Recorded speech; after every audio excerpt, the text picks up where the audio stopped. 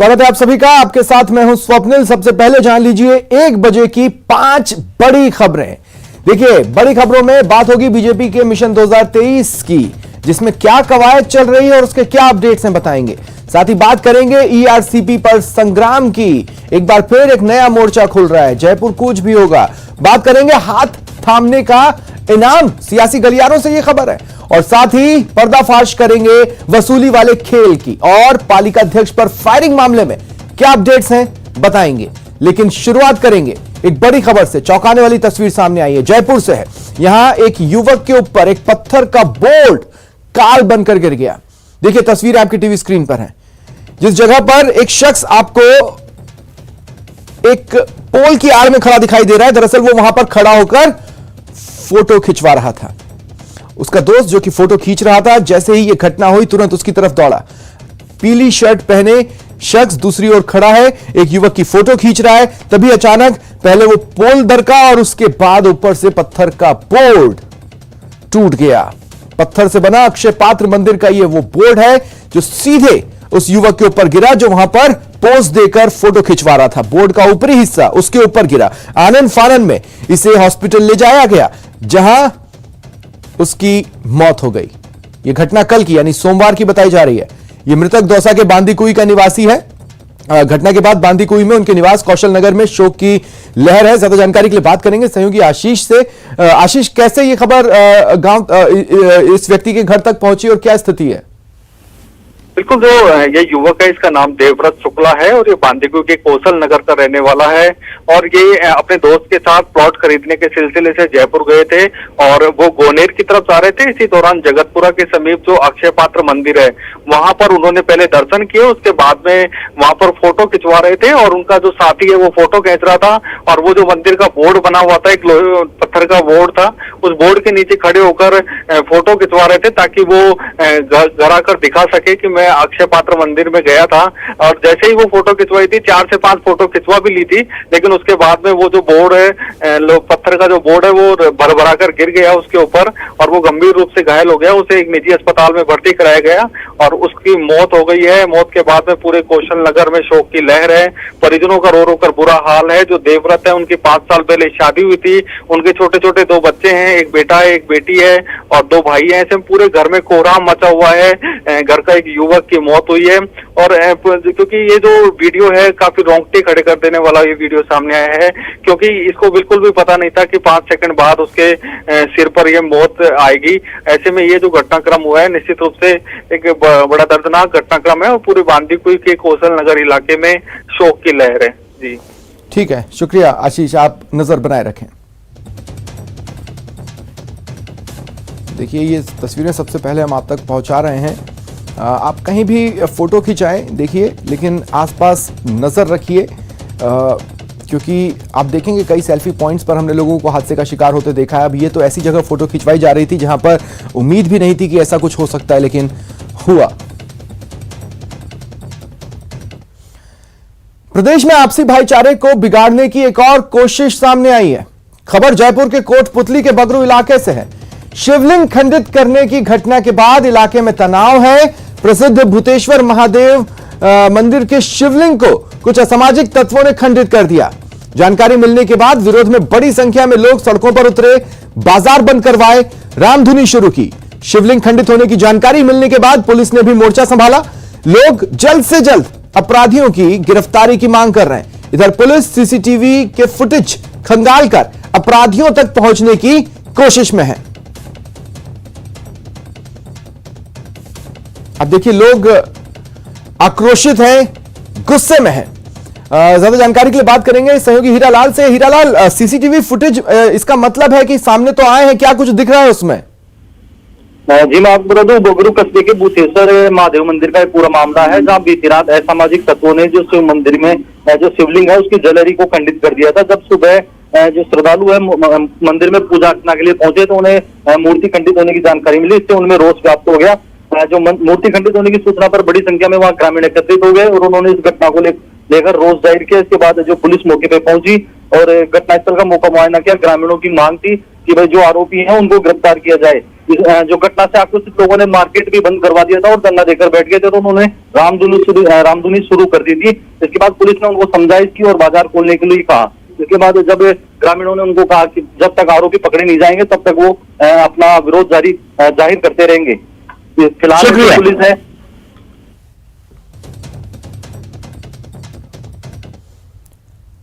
चलिए बढ़ते आगे। ईआरसीपी को राष्ट्रीय परियोजना घोषित करवाने की मांग को लेकर आज राज्यसभा सांसद किरोड़ीलाल मीणा की ओर से अगस्त क्रांति दिवस के अवसर पर जल क्रांति कार्यक्रम का आयोजन हो रहा है। दौसा के नांगल प्यारीवास में बड़ी सभा का आयोजन किया जा रहा है। ईआरसीपी को लेकर आयोजित इस सभा के बाद सांसद किरोड़ीलाल मीणा अपने समर्थकों के साथ जयपुर कूच करेंगे। ऐसे में सांसद किरोड़ीलाल मीणा के कार्यक्रम को देखते हुए प्रशासन अलर्ट है। सुरक्षा व्यवस्था के लिए करीब 600 पुलिस के जवान तैनात किए गए। सांसद किरोड़ीलाल मीणा की मांग है कि पूर्वी राजस्थान नहर परियोजना को राष्ट्रीय परियोजना घोषित करवाने में आ रही तकनीकी खामियों को दूर किया जाए। इसके लिए राजस्थान की सरकार परियोजना के लिए मध्य प्रदेश की सरकार से एनओसी ले, साथ ही 75% जल निर्भरता का प्रस्ताव बनाकर केंद्र को भेजे। साथ ही दौसा समेत विभिन्न जिलों के छूटे हुए बांधों को भी इस परियोजना में शामिल किया जाए।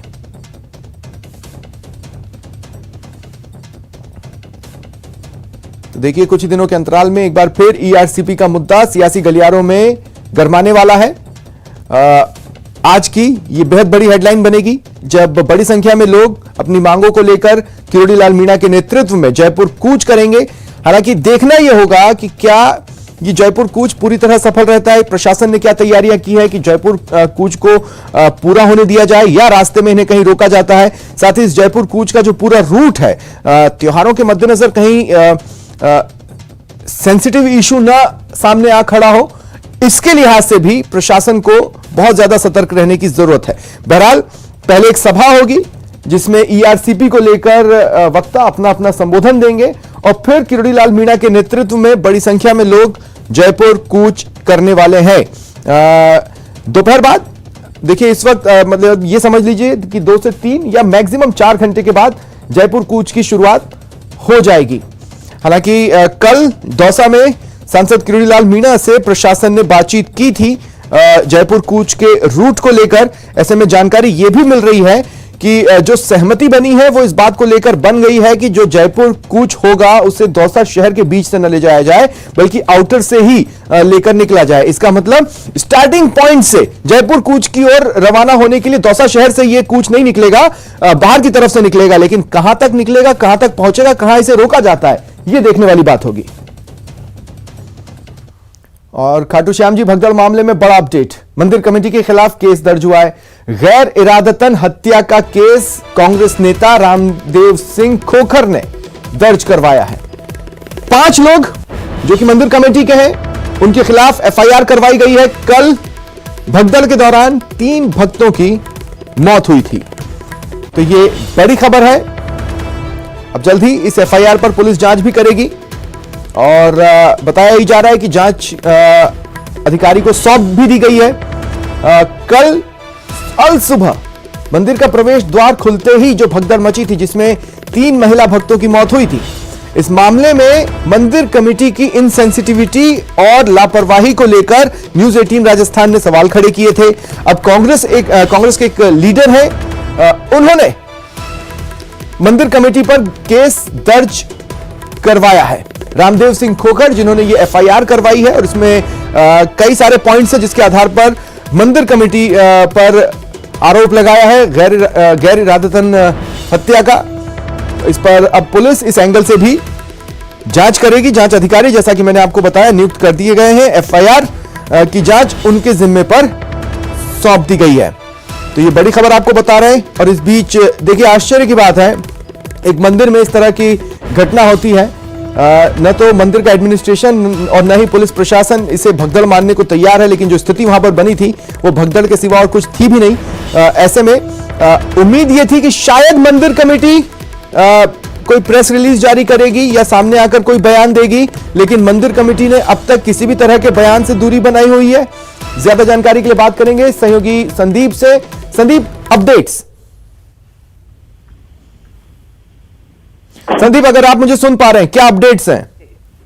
जी देखिए, जो मुकदमा था वो दर्ज कर लिया गया और उसके बाद अब क्योंकि मामला जो पूरा पुलिस के पास आ गया है, जो गहरी रात हत्या का मुकदमा दर्ज हुआ है, तो पुलिस अपने स्तर पर इस पूरे मामले की जांच कर रही है। तो जो दांतरामगढ़ थाना अधिकारी हैं जिनको जांच सौंपी गई है, उन्होंने फिलहाल जो है वो मामले की जांच शुरू कर दी है और बहुत जल्दी ही जो कमेटी से जुड़े लोग हैं और जो अन्य लोग हैं उनके बयान लेने का काम जो है वो पुलिस सबसे पहले करेगी।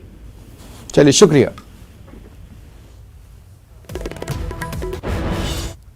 और जालोर से बड़ी खबर है। जालोर में संत रविनाथ आत्महत्या प्रकरण मामले की जांच के लिए एसआईटी का गठन हुआ है। सीआईडी सीबी ने इस संबंध में आदेश जारी कर दिए हैं। अतिरिक्त महानिदेशक पुलिस अपराध शाखा डॉक्टर रवि प्रकाश ने आदेश जारी किए। उप अधीक्षक CID CB Jitendra Singh SIT के प्रभारी बनाए गए हैं। पुलिस निरीक्षक रविंद्र सिंह भी एसआईटी में शामिल हैं। मामले में विधायक पूराराम चौधरी समेत 3 लोगों के खिलाफ केस दर्ज हुआ था। तो अब यह भी तय है कि 24 घंटे के भीतर एसआईटी अपनी जांच भी शुरू कर देगी। जो डिफरेंट पॉइंट्स हैं इस केस में सामने आए हैं कि आखिर संत रविदास खुद से तनाव में आए थे या विधायक और उनके लोगों की वजह से उन्होंने दबाव में आकर ये कदम उठाया। हालांकि जो सुसाइड नोट है जिसके बारे में पुलिस ने अब तक खुलकर कुछ नहीं कहा है, ये जरूर उसके कुछ पॉइंट्स जरूर शेयर किए मीडिया के साथ, लेकिन कंप्लीट सुसाइड नोट को लेकर स्थिति स्पष्ट नहीं की है। उसमें जैसा कि जानकारी मिली है, विधायक का नाम था, उनके ड्राइवर का नाम था और एक अन्य शख्स का नाम था। तो क्या इन्होंने मिलकर उन्हें डराने धमकाने की कोशिश की थी? क्या इसे एक हत्या की तरह देखा जाए या ये एक आत्महत्या थी? तो एसआईटी कई सारे पॉइंटर्स हैं जिस पर जांच करेगी और अपनी रिपोर्ट देगी। सहयोगी श्याम विश्नोई मेरे साथ इस वक्त फोनलाइन पर जुड़ रहे हैं। श्याम, ये माना जाए कि 24 घंटे के भीतर एसआईटी जांच शुरू कर देगी? निश्चित तौर से स्वप्निल, जिस तरीके से जो सन सुसाइड केस बनाता है, इस पूरे मामले को लेकर एसआईटी गठन हो गई है। ये 24 घंटे के अंदर ये बताया जा रहा है कि पूरी जांच करेगी और उसके बाद में विधायक का किस तरीके का इन्वॉल्वमेंट था, इन तमाम चीजों को लेकर जो रिपोर्ट पेश करेंगे। लेकिन निश्चित तौर से जिस तरीके से पूरा घटनाक्रम चला था उसको लेकर सरकार ने गंभीरता दिखाई, एसआईटी गठन कर दिया जिसके अंदर ये पूरी घटनाक्रम है सीआईडी सीबी जांच करेगी, जिससे तमाम अधिकारियों के जो है वो ऑफिशियली आदेश जारी कर दिया गया है। वो आज या कल यहाँ मौका स्थल यानी कि सुंदर माता पहुंच करके तमाम घटनाक्रमों को बारीकी से जांच करेगी। क्योंकि जिस तरीके से कांग्रेस की ओर से ये भी आरोप लगाया गया था कि विधायक के द्वारा हत्या की गई या सुसाइड, इन तमाम चीजों को लेकर अभी भी रहस्य बना हुआ था। ऐसे में विधायक का किस तरीके का इन्वॉल्वमेंट था, इन तमाम चीजों को लेकर ये जो है एसआईटी है वो पूरी तरीके से जांच पड़ताल करेगी। जी स्वप्निल। चलिए, शुक्रिया तमाम जानकारी के लिए।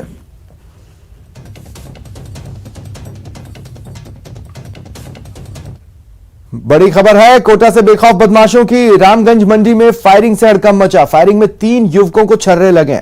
बदमाशों ने धारदार हथियारों से भी हमला किया। मंडली रोड पर बदमाशों ने वारदात को अंजाम दिया है। रामगंज मंडी इलाके में 24 घंटे में यह फायरिंग की दूसरी बड़ी वारदात है। देखिए, एडिशनल एसपी मौके पर पहुंचे हुए हैं, कई पुलिस अधिकारी मौके पर हैं। फिलहाल रामगंज मंडी थाना पुलिस मामले की जांच में जुट चुकी है।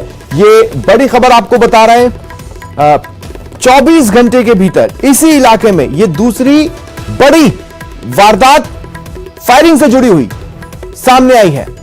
इस बार बदमाशों ने पिछली घटना से भी ज्यादा हौसला दिखाया। इस बार बदमाशों ने न केवल फायरिंग की बल्कि धारदार हथियार से भी हमला किया। 3 युवकों को फायरिंग में छर्रे लगे हैं, वो घायल हैं, उन्हें अस्पताल भेजा जा रहा है। ज्यादा जानकारी की बात करेंगे सहयोगी ओम प्रकाश से। ओम प्रकाश, क्या जानकारी है? जी, रामगंज मंडी में इलाके में ये 24 घंटे में दूसरी फायरिंग की वारदात हुई है। मंडली रोड पर 3 युवकों पर फायरिंग की है और धारदार हथियारों से भी हमला किया है। हालांकि एक युवक ने मौके से भागकर जान बचाई, तो दूसरे 2 युवकों को गंभीर छर्रे लगे हैं। तलवारों से भी वार करने की बात सामने आ रही है। एडिशनल एसपी सहित कई पुलिस अधिकारी तो फिलहाल मौके पर है।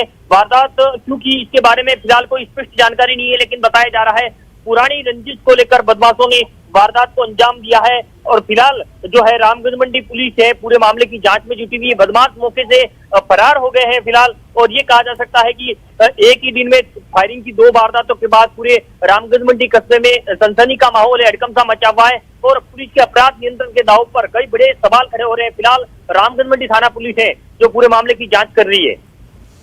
ठीक है, चलिए, शुक्रिया तमाम जानकारी के लिए।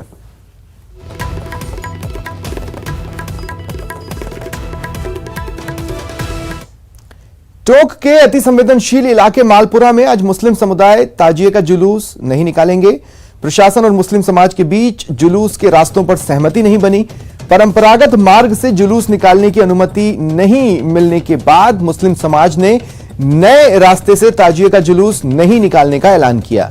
नागौरी, देशवाली और हम्माल समाज नए मार्ग से जुलूस निकालने पर राजी नहीं है। ऐसे में शहर में शांति व्यवस्था बनाए रखने के लिए पुलिस ने मुख्य मार्गों पर फ्लैग मार्च निकाला। बता दें, मालपुरा में धार्मिक यात्रा और आयोजन को लेकर प्रशासन ने परंपरागत रास्ते के बजाय दूसरे रास्ते तय किए हैं। 1 अगस्त को निकलने वाली कांवड़ यात्रा भी इसी वजह से निरस्त हुई।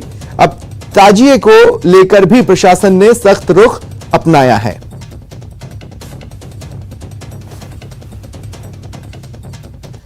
और बीजेपी के मिशन 2023 से जुड़ी बड़ी खबर, जालोर में प्रशिक्षण शिविर चल रहा है। ट्रेनिंग कैंप है बीजेपी का प्रदेश स्तरीय 3 दिवसीय ये प्रशिक्षण शिविर।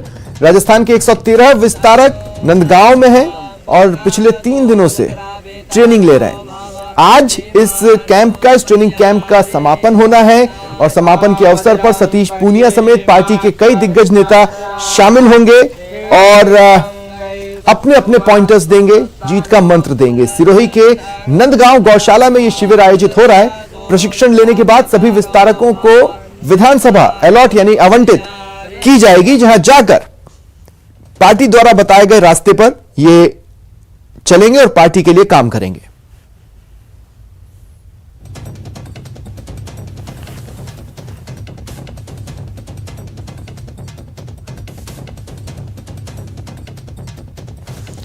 देखिए, 3 दिनों से ये ट्रेनिंग कैंप चल रहा है। अलग अलग सेशंस इसमें हो रहे हैं। जो विस्तारकों को बताए जा रहे हैं, सिखाए जा रहे हैं, उन्हें हर तरह की कंडीशंस के लिए तैयार किया जा रहा है। पार्टी जो भूमिका, जो रोल विस्तारकों को लेकर देखती है, उससे उन्हें पहले ही दिन अवगत करवा दिया गया था और इस रोल पर कैसे काम करना है, इस रोल पर कैसे खरा उतरना है, इस रोल को कैसे निभाना है, ये उन्हें अलग अलग सेशंस में बताया जा रहा है। जितने भी डायमेंशंस हैं, जितने भी आयाम हैं इनकी जिम्मेदारियों से जुड़े हुए, उन सभी से उन्हें परिचित किया जा रहा है और यह भी सुनिश्चित किया जा रहा है कि वो उस पर एक अच्छी ओवरऑल्ड मशीन की तरह काम कर सके। उसके लिए जरूरी तमाम बातें उन्हें बताई जा रही है, सिखाई जा रही है और इस प्रशिक्षण शिविर से बीजेपी को भी काफी उम्मीदें हैं। फिलहाल 113 की संख्या में विस्तारक हैं जिन्हें ट्रेनिंग कैंप में बुलाया गया है और ट्रेन किया जा रहा है। लेकिन 200 विधानसभा सीटें, ऐसे में कि आगे एक और ट्रेनिंग कैंप होगा या फिर कुछ के हिस्से में 2 से 3 विधानसभा सीटें आती हैं, ये जरूर भविष्य में पता चल पाएगा। सीधा चलेंगे सहयोगी श्याम विश्नोई के पास, हमारे साथ बीजेपी के ट्रेनिंग कैंप के बाहर से जुड़ रहे हैं। श्याम, मैं देख सकता हूं आप कुछ बीजेपी लीडर्स के साथ हैं, आप उनसे बातचीत करें। कैसा चल रहा है ये शिविर, क्या क्या सिखाया जा रहा है, पार्टी का क्या मैसेज है इनको? देखिए स्वप्निल, निश्चित तौर से भारतीय जनता पार्टी मिशन 23 को लेकर पूरी तरीके से एक्टिव है और इस बार जो प्रदेश स्तरीय जो विस्तारकों का जो प्रशिक्षण है वो आज तीसरा दिन है। आज यहाँ पर तमाम भाजपा के दिग्गज यहाँ पहुंचे हैं। राष्ट्रीय महामंत्री अरुण सिंह के साथ में प्रदेश के जो अध्यक्ष है सतीश पूनिया, वो हमारे साथ खास बातचीत करने के लिए मौजूद है। पूनिया जी, जिस तरीके से भारतीय जनता पार्टी है मिशन 2024 को लेकर 23 को लेकर एक्टिव है, तो किन चीजों को लेकर यहाँ पर जो प्रशिक्षण दिया जा रहा है, किस तरीके की रणनीति रहेगी 2023 को लेकर? देखिए, राजस्थान में खासतौर पर यदि उत्तर भारत के नक्शे को देखें तो वैचारिक तौर पर, संगठनात्मक तौर पर भारतीय जनता पार्टी का अपना एक निर्धारित आधार है और यहाँ पर एक अंतराल में लगातार सरकारें रही हैं और उन सरकारों ने पूरी जन कल्याण की भावना से यहाँ काम किया है। यहाँ पर सरकार बदलती है, परसेप्शन, जन धारणा के कारण जनता तय करती है। दूसरा कारक होता है एंटी इनकम्बेंसी। किसी न किसी कारण से सरकार के विपरीत जब कोई बात उठती है तो वो जन धारणा बनती है। मुझे लगता है कि इस बार हमारी तैयारी है कि हम पार्टी की अपनी सांगठनिक तैयारी और ताकत के आधार पर सत्ता में आए और स्वाभाविक तौर पर 2/3 बहुमत का हमारा अपना लक्ष्य है और उस लिहाज से 2023 और 2024, क्योंकि हमारे लिए 23 महत्वपूर्ण है, 24 भी उतना ही महत्वपूर्ण है कि देश के यशस्वी प्रधानमंत्री नरेंद्र मोदी जी वो तीसरी बार देश के प्रधानमंत्री बने और इस देश को और ज्यादा आगे लेके जाएं। तो पूरा राजस्थान का कार्यकर्ता पूरे तरीके से प्रतिबद्ध है और खास तौर पर जब संगठन की गतिविधियां, हम जब सर्वस्पर्शी सर्वव्यापी काम की बात करते हैं तो संगठन का विस्तार और नीचे तक हो, और जहां हमारी रणनीतिक कमजोरियां रही होंगी, राजनीतिक मुद्दे क्या हैं, उन सब बातों पर अच्छे तरीके से एक व्यवस्थित काम हो, एक अच्छी कार्य योजना के साथ काम हो, तो पार्टी के ऐसे लोग जो बिना महत्वाकांक्षा के, बिना चुनाव लड़ने वाले ऐसे प्रतिबद्ध कार्यकर्ता हर विधानसभा क्षेत्र में नीचे तक जाएंगे और इन सारी चीजों को वहां के स्थानीय जनप्रतिनिधियों के साथ, पार्टी के साथ मिलकर उसको एक अच्छे तरीके से एक ब्लूप्रिंट तैयार करेंगे, जो जिस आधार पर हम चुनाव की रणनीति बनाएंगे। अपने जिस तरीके से 113 जो विस्तारकों को यहाँ ट्रेनिंग दी जा रही है, 200 विधानसभा क्षेत्र है, तो ये अलग से और शिविर लगेगा तमाम जो बाकी रहे। और दूसरी बात, जो विस्तारक है तमाम को एक एक विधानसभा भी अलॉट होगी। तो इन चीजों को लेकर जो पन्ना प्रमुख की बात करें या भाजपा के जो संगठन के जो काम है, उन चीजों के अंदर जो ये विस्तारक किस तरीके की भूमिका निभाएंगे? देखिए, विस्तारकों का काम मुख्य तौर पर तो संगठन की मजबूती है। ये हमारा संगठन बहुत नीचे तक, बूथ तक सशक्त हो और वो लगभग प्रक्रिया पूर्णता की ओर है, लेकिन उसमें निरंतरता रहे, जीवंतता रहे, इस बात की कोशिश रहेगी। और वहां पर स्थानीय तौर पर किस तरीके के मुद्दे हैं, जिन मुद्दों चलिए, ठीक है, शुक्रिया श्याम तमाम जानकारी के लिए। बढ़ेंगे आगे। मुख्यमंत्री अशोक गहलोत बांसवाड़ा दौरे पर, अनास पुल निर्माण कार्य का उन्होंने शिलान्यास किया। 45 करोड़ के पुल का उन्होंने शिलान्यास किया है। कई विकास कार्यों का शिलान्यास और उद्घाटन हुआ है। विश्व आदिवासी दिवस समारोह, इस दौरान सीएम गहलोत के साथ पीसीसी चीफ गोविंद सिंह डोटासरा और प्रदेश प्रभारी अजय माकन मौजूद रहे।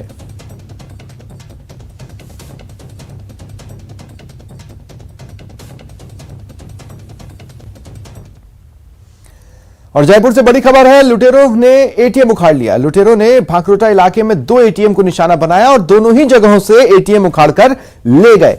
देखिए, मोडस ऑपरेंडी सेम रही, पिकअप से आए, रस्सी से बांधा और दोनों एटीएम उखाड़ कर ले गए। भांकरोटा थाना पुलिस मौके पर पहुंची। प्रारंभिक जांच में यह बात सामने आई है कि दोनों ही एटीएम पर किसी सुरक्षा गार्ड की तैनाती नहीं थी। दोनों एटीएम में लाखों रुपए उस वक्त मौजूद थे, ये बताया जा रहा है, लेकिन एग्जैक्टली कितना ही अब तक बैंक ने ये डिटेल्स शेयर नहीं की है।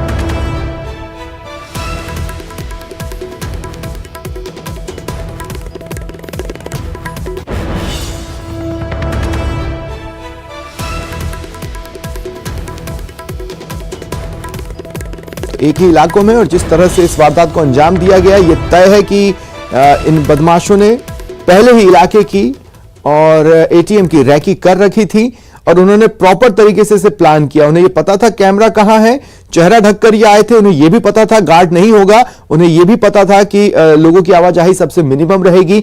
ऐसे में अगर हंगामा भी हुआ, आवाजें भी हुई तो किसी को पता नहीं चलेगा। और पुलिस गश्त पर भी यह घटना सवाल खड़े कर रही है, क्योंकि रात के वक्त इस वारदात को अंजाम दिया गया।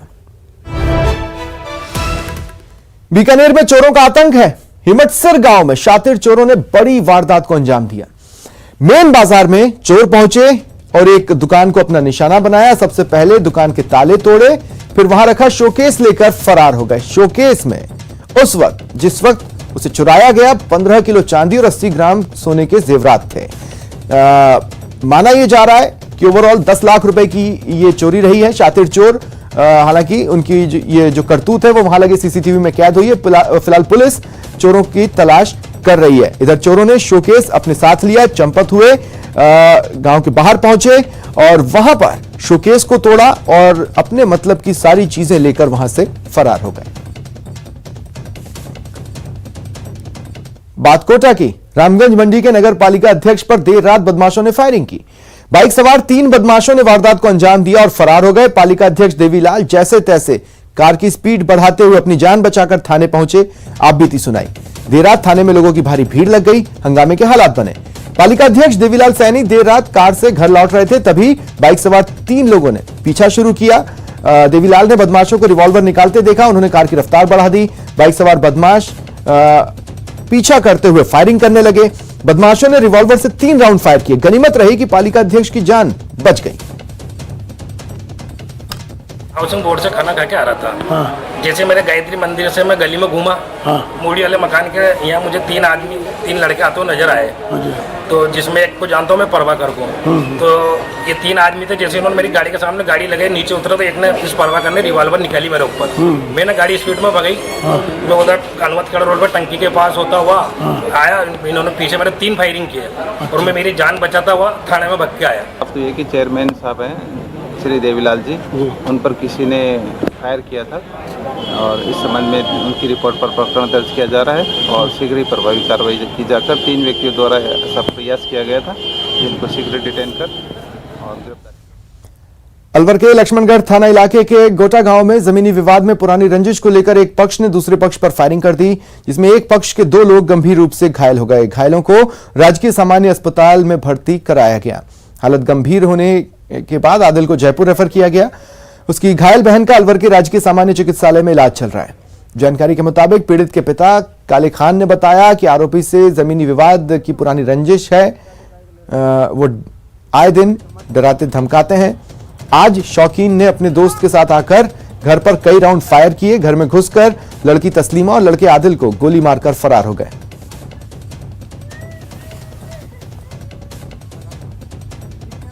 पुराने जमीन का कोई विवाद चल रहा था, झगड़ा हुआ जिसमें 2 आदमी इंजर्ड हुए, डॉक्टर साहब ने रेफर किया गया। क्या नाम है उनको? कुछ नाम? गांव में अभी शांति है जी। आदिल है, आदिल नाम के लड़का है, एक तस्लीमा नाम की लड़की। हम शाम को 6:30 बजे हमारे घर रोटी खा रहे थे तो एक स्विफ्ट गाड़ी आई। वो एक दो दिन में डेली आती रहती है। वो शौकीन वो पर से आया तो मतलब उन्होंने हमारे घर के आगे फायरिंग चालू कर दी। तो हमने 100 नंबर पे फ़ोन करना चाहा। हमने 100 नंबर पे फ़ोन करा कि सब ऐसे हमारे घर के आगे गोली चला रहा है सर। तो पुलिस ने सब कुछ देरी करी। ब्रेक का है। ब्रेक के बाद देखिए 16 जिलों में येलो अलर्ट।